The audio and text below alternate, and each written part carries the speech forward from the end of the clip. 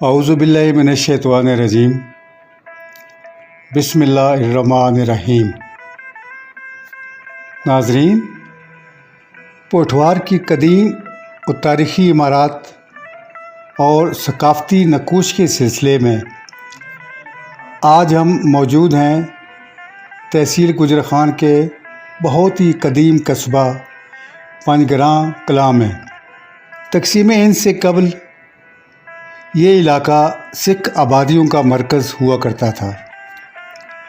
یہاں بسنے والے سکھ متحدہ پنجاب میں اپنا ایک نام اور مقام رکھتے تھے۔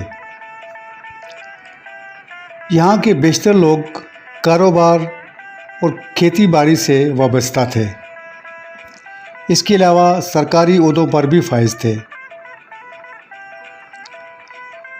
ناظرین، سامنے نظر آنے والی یہ قدیم عمارت، جسے عرف عام میں ڈیری کہا جاتا ہے، یہ اس دور میں ایک بہت بڑا گردوارہ ہوا کرتا تھا۔ علاقہ بھر سے سکھ یاتری یہاں آ کر اپنی پوجا پاٹ کیا کرتے تھے۔ یہاں ہر سال پہلی بیساکھ کو اس ڈیری کے قریب ایک عظیم الشان میلے کا انعقاد ہوا کرتا تھا۔ اس میلے میں پورے پوٹھوار سے مسلمان، سکھ اور ہندو شرکت کرتے تھے، اور یہ میلہ کئی دنوں تک رہتا تھا۔ ہر روز انتظامیہ کی طرف سے اس ڈیری سے پرساد تقسیم کی جاتی تھی۔ مقامی لوگ بتاتے ہیں کہ پرساد کا سلسلہ عام دنوں میں بھی رہتا تھا۔ اس گاؤں کے لوگ صاحب ثروت تھے اور دل کھول کر شرکاء کو نوازتے تھے۔ ناظرین، محل وقوع کے اعتبار سے پنجگراں کلاں کو بہت اہمیت حاصل تھی۔ اس گاؤں کی ایک طرف سادات نگری یعنی سید اڈا اور سید کسراں، جنوب کی طرف معروف ترین گاؤں باولے کے بارے میں مشہور ہے کہ وہاں کے سردار فیملی پوٹھوار کی امیر ترین فیملیوں میں شمار ہوتی تھی، اور گردوارہ کے امور میں وہ بھی بہت خرچ اخراجات کیا کرتے تھے۔ ایک طرف ٹامی، گورسیاں اور بہت سے دیگر گاؤں آباد تھے۔ اپنے اپنے طور پر یہ تمام گاؤں امیر تصور کیے جاتے تھے۔ ناظرین، سکھ دھرم میں ہر گردوارہ سے ملحقہ ایک مقدس تالاب ہوا کرتا ہے، جہاں پر مخصوص طرز کی سیڑھیاں بنی ہوتی ہیں، جس پر بیٹھ کر ہر عمر کے لوگ اشنان وغیرہ کرتے ہیں۔ تالاب کے پانی کو بہت مقدس سمجھا جاتا ہے اور اسے ہر قسم کی کثافتوں سے پاک رکھا جاتا ہے۔ یہ ابھی تک اپنی اصلی حالت میں موجود ہے۔ اس کے چاروں طرف بڑے بڑے درخت ہوا کرتے تھے۔ تالاب میں پانی ذخیرہ کرنے کے لیے 9 کنویں بنائے گئے تھے، جن سے پانی نکل کر تالاب میں جمع ہوتا تھا۔ مقامی لوگ بتاتے ہیں کہ باہر کے پانی کو تالاب میں جانے سے روکا جاتا تھا۔ صرف کنووں کا شفاف پانی، جو چشموں کی صورت میں تالاب میں جمع ہوا کرتا تھا۔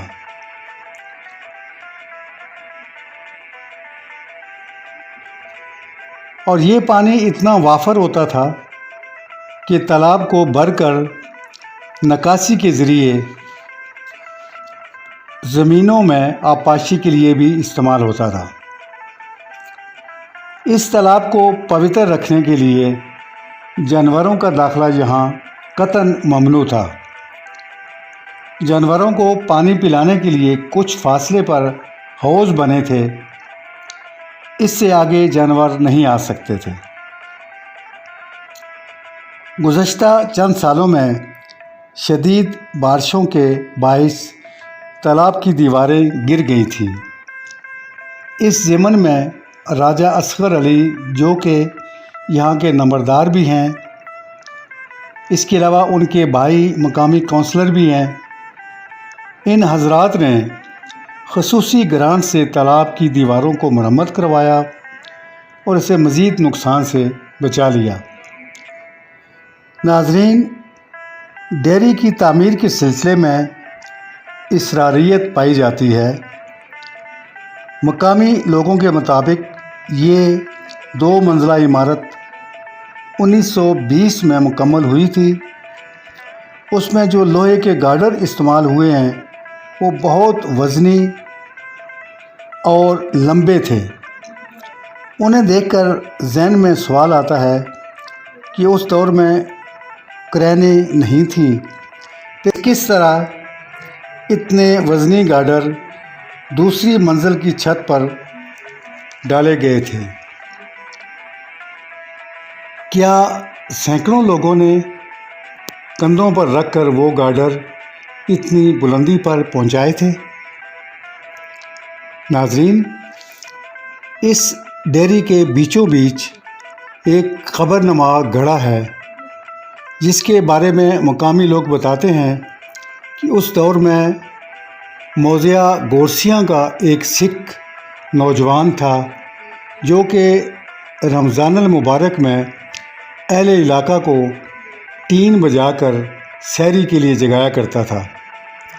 इसी दौरान वो अपने अहले ख़ानदान से छुप छुपा कर नमाज भी पढ़ा करता था। मज़हब इस्लाम से काफ़ी मुतासर था। वो जब फौत हुआ तो उसके अहले खाना उसे जलाने के लिए शमशान घाट लाए और उसकी लाश पर तेल और घी छिड़क कर तकरीबन 2 घंटे तक जलाने की कोशिश करते रहे, लेकिन उसकी लाश को कोई नुकसान न हुआ। इसी असना में मुसलमान राजपूत वहाँ पहुँच गए और उन्होंने उस लड़के की लाश को अपनी तहवील में लेकर उसे दफन कर दिया और उसकी लाश को जलने से बचा लिया। सिख बहुत तिलमिलाए, लेकिन मुसलमानों ने उनकी न चलने दी। कहा जाता है कि इस कब्र के गिरदोनवा में कुछ ख़जाने के शवाहिद भी मिलते हैं। कुछ अरसा कबल भारत से कुछ सिख यात्री तशरीफ़ लाए तो उनके पास इस जगह के नक्शा जात भी थे, जिनके ज़रिए उन्होंने रात के अंधेरे में इस कब्र को खोद कर बेरवायते ख़जाने की एक देग निकाली। ख़जाना निकाल कर खाली देग वहीं पर छोड़ गए और मुकामी लोगों को कानो कान खबर ना होने दी। राजा ग़ुलाम जिलानी के मुताबिक इन लोगों को मशकूक हालत में उन्होंने ख़ुद वहाँ आते जाते देखा था, लेकिन उनके अज़ाइम को वो समझ ना पाए थे। डेयरी चूँकि गांव से काफ़ी फासले पर है, रात की तारीकी में वो अपना काम कर गए और तमाम ख़जाना समेट कर ले गए। दूसरी सुबह राजा ग़ुलाम जिलानी ने ख़ुद वो खोदा हुआ गड़ा देखा और पूरी दास्तान को समझ गया। नाज़रीन, पोठवार में बसने वाले सिख और हिंदू बहुत मालदार थे। बेशतर अपना ख़जाना यहीं पर दफन करके हिंदुस्तान चले गए, फिर वापसी का मौका न मिल सका।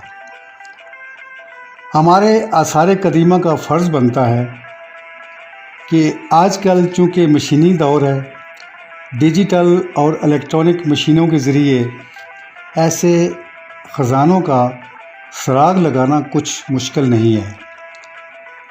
महकमा आसार कदीमा अपने तमाम वसाइल बरूए कार लाकर इन छुपे ख़जानों की तलाश कर सकती है।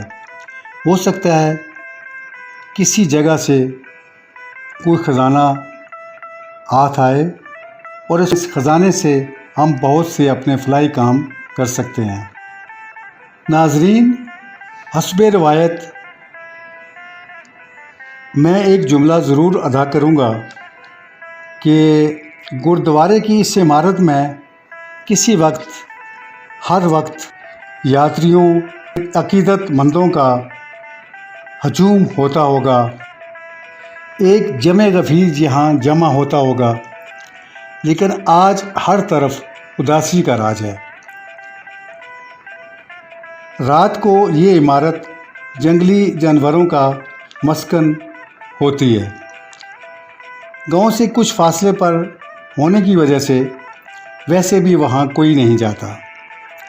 اس طرح یہ جگہ اب مقام عبرت ہے۔ فارسی کی ایک ضرب المثل ہے کہ ہر کمال را زوال است۔ یہ دنیا ایک سرائے ہے جہاں ہم صرف سستانے کے لیے آتے ہیں، سستا کر اگلی منزل کو روانہ ہو جاتے ہیں۔ بھارت کے سابقہ وزیر اعظم ڈاکٹر منموہن سنگھ کا تعلق بھی اسی علاقے سے تھا۔ انہوں نے اپنا بچپن یہیں پر گزارا تھا۔ کچھ عرصہ قبل جب وہ آفیشیل وزٹ پر پاکستان آئے تو انہوں نے اپنے بچپن کی یادیں تازہ کرنے کے لیے یہاں آنے کی خواہش کی۔ جب انہیں یہاں لایا گیا تو بہت جذباتی انداز میں انہوں نے ہر چیز کو غور سے دیکھا۔ اس موقع پر ان کی آنکھیں آبدیدہ تھیں۔ واللہ عالم ان کے یہ آنسو اپنے بچپن کی یادیں تازہ کر کے آئے تھے یا پھر اپنے وقت کی اس عظیم گرودوارہ کی خستہ حالی پر تھے۔ کیمرہ مین ذیشان مہدی کے ساتھ راجہ طارق نجمی آف چک راجگان۔